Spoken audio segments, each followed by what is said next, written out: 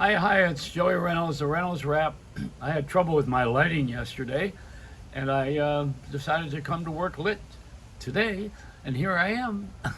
I got the thing fixed. I unscrewed it, which is what we need to do with America. We need to unscrew America. But you know, America unscrewed might not be as much fun because then there's no comedy. You know, comedy is where people make mistakes, and the human condition. Uh, except if you're a I guess I'm going to go here for a minute with this political stuff. You know, the FBI went into Mar-a-Lago. Now, I used to live at a place called Lago Mar, which was the reverse of that, in Plantation, Florida, and it actually still exists. It's a golf course, and it's nothing to do with the ex-president, but it's called Lago Mar. And when he moved into Palm Beach and he was Mar-a-Lago, I said, this guy's got it backwards. Or I had it wrong. But now the FBI came over to my house. They're searching for the naked pictures of Marilyn Monroe that I have. Well, the reason is because there's Marilyn Monroe naked with John Kennedy. And this is going to hurt the election chances for whose election chances? Probably for Hillary, if she runs again. She would have won if she showed a little more leg.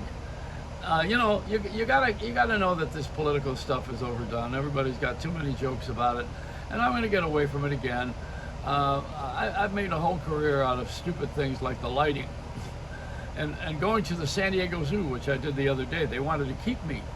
It's a good thing that I didn't stay because I was making faces with the monkeys, you know, and they were throwing their crap at me, so I threw mine back at them.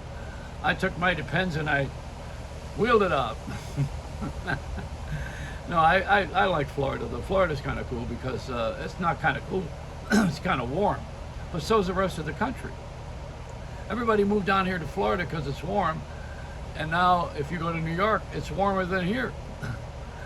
Stay tuned for winter. But the people from New York never left here. They're still here. Pat Cooper, famous comic, said he left here because he got tired of watching the Golden Girls. I'm really just enchanted with Florida because all you do here is make doctor appointments. It's a medical zone, you know. I mean, you come here, you call the dentist, the doctor, this doctor, that doctor. They got everybody's had a hand in it. I feel like a puppet, and I'm going to have something done. What am I today? What's today's thing? Oh yeah. I had the dentist who filled my tooth that didn't need filling because it was a root canal and there was no pain from that anyway. So it's like pulling the wrong tooth, you know, or going through a motion that didn't need to happen because I don't have a great smile. I have I don't care about the smile. I care about being able to eat. You know, at this age, you're gumming your food if you're not taking good care of your teeth, you know. And there's very, very few choices. There's no drive-through gumming restaurant. There is a place where you can buy food that you spit out. It's a fast. I was going to mention McDonald's, but I don't want to take such a cheap shot at one of them. They're all the same, you know.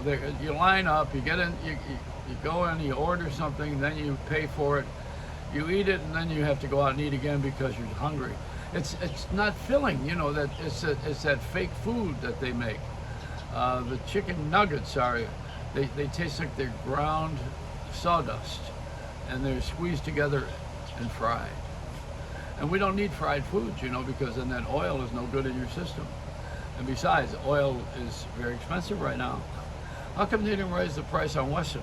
They did on all the other oil. What's going to happen now when we come back to the stabilization of the oil? Right now, people are noticing the oil is going down $1 a day. As I was in California, it was $6 a gallon, and when I left there, it was down to about 4 something. So it is going down. And as we come back to what they call new normal, and people are starting to have success with being able to eat again by going to the market and buying something that you actually wanted instead of substitute food. You know, you can only eat so much rice. You can only eat so much of the ramen, is that what it is? You know, those things that you just add water? And God knows what's in those things anyway, because I sure don't. We eat fresh fruits and vegetables around here because it's out of the garden. The garden is called Walmart. No, we don't have too much of a shortage here, but you got a shortage of money. And I think people are running out of money right now. I am. I don't know about you. I mean, I've gone through all my savings and all the credit cards are maxed out. Fortunately, I'm down to using my Starbucks card. And when you start having dinner at Starbucks, you're in trouble. That's it. You must really max that one out pretty quick with the great names of their coffees. That's how that's how they made it. You know, that's how that place became famous. It's latte. You know, nobody was ordering latte, and they were not ordering all these fancy Latin names. It was like going to a pharmacy, you know, taking the Starbucks drugs. And the coffee tastes burnt anyway. And Dunkin' Donuts is it's a milder coffee, but then you have to put up with the people who own the Dunkin' Donuts. They're the Indians, and they franchise it. And you can't understand anything they're saying. They're talking just, you want a muffin, you want a donut, you want a muffin. So I said, just give me a coffee, will you? Let me get out of here.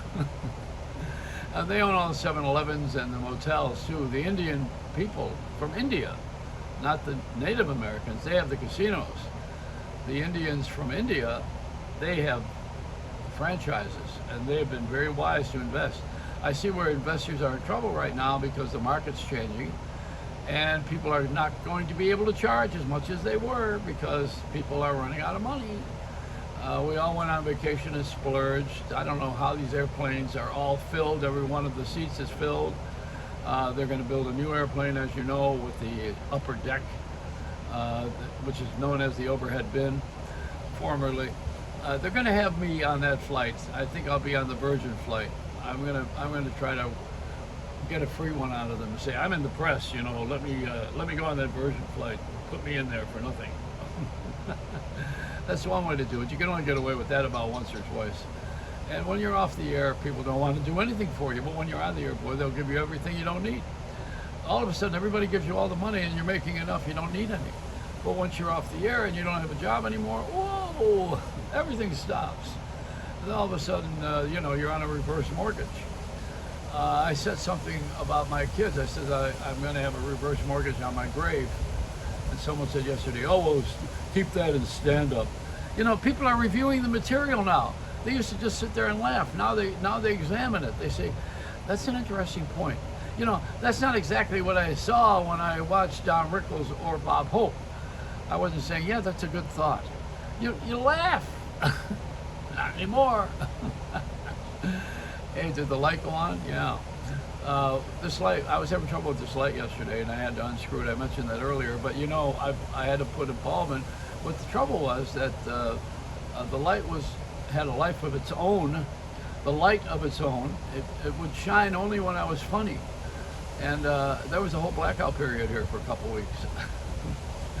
I'm really pretty easy going, and I do see funny things, you know, or I see things that are real and they are funny. Like our country, which is supposedly falling apart. The country can't fall apart. You know why? There's a good reason why we're not going to fail. It's because this is everybody's country. That's why. All the garbage comes here. All the people who don't belong here, and all the good people come here too. So we got to sort it out. But we have people from all over the world wanting to be here. They think that when you go here, you make a lot of money. I had a friend of mine who married a girl from Philippines, and she thought that whenever you run out of money, all you do is go to the ATM machine. I was going to have an ATM machine put in my bedroom. That was just for sexual purposes. But you know, there's nothing going on here that you don't know about. Everybody's in on everybody else's business. You know, when everybody minds their own business, news is scarce.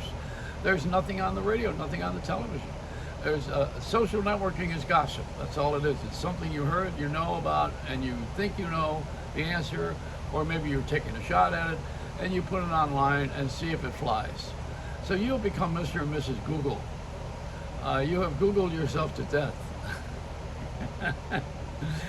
This finger is more sore than the one I used to use to drive in Jersey. Oh, this is the one I use on the iPhone. So my phone, yeah, the my phone. Think about Steve Jobs. No, that's the job that I want. Now he's a guy that really saw this coming. Did you ever think you were gonna, when you were a few years back, did you ever think you were gonna see everybody holding this phone while you're having sex, or or while you're having dinner, or the kids who are supposed to be there at that family dinner where everybody is supposed to talk to each other and everybody's online and they're all checking their messages or trying to get away from whoever is in front of them, which is more like it. You know, I think it's ignorant, but I have a friend of mine who goes to church with me, and the couple that I go to church with, they usually pull out their phone. Well, that's because that's where the Bible is, on the phone. But it's actually a boring sermon, and you get away from it by watching your own messages. But nobody wants to admit that, you know. The preacher is boring. Here we go. Give me my. I'm checking my email now. No, but everybody's got one. You know, it's like a belly button. Everybody got one. We all got one of these things, and we all pull it out at any time. Not the belly button, the phone. And we look at everything that we don't belong doing at different times because we're in search of. Have you ever found the perfect thing on your phone where you said, "Oh, that's an orgasm"? Well, actually, an eargasm. Is it the end of it when you have found something that you really enjoy and you don't have to go back to that again? Don't answer that question. This is going to be too provocative. So this is it for today. The light's working. I'm lit. Everybody is invited to my party every day on YouTube. I'm putting out the cheesecake again. I'm understanding that at the San Gennaro Feast, which has the meatball eating contest where I host it every year, I've been asked to do that again this year. I'm going to serve the meatballs from Oliva, which was my friend Cha-Cha's restaurant, and also it's his wife's cheese store. And it's on the corner. It's called Oliva of Mulberry and Grand. And that's where this whole thing is, where the meatball eating contest. And Ernest from the, he's also a neighbor, you know, he has a place that does a little bit of business. And it's, he helps make the meatballs every year. I don't know if he's going to do it this year or not, because he got real busy with his confectionaries. I think somewhere we have to, this year, introduce the Joey Reynolds Cheesecake. I'm going to do that this year at the San Gennaro Feast. What a better place than thousands of people walking by and ignoring me. I'm used to it. That's happened ever since I was a kid. Well, I was toilet trained with a gun. You know, this is what happens. It's a Reynolds wrap.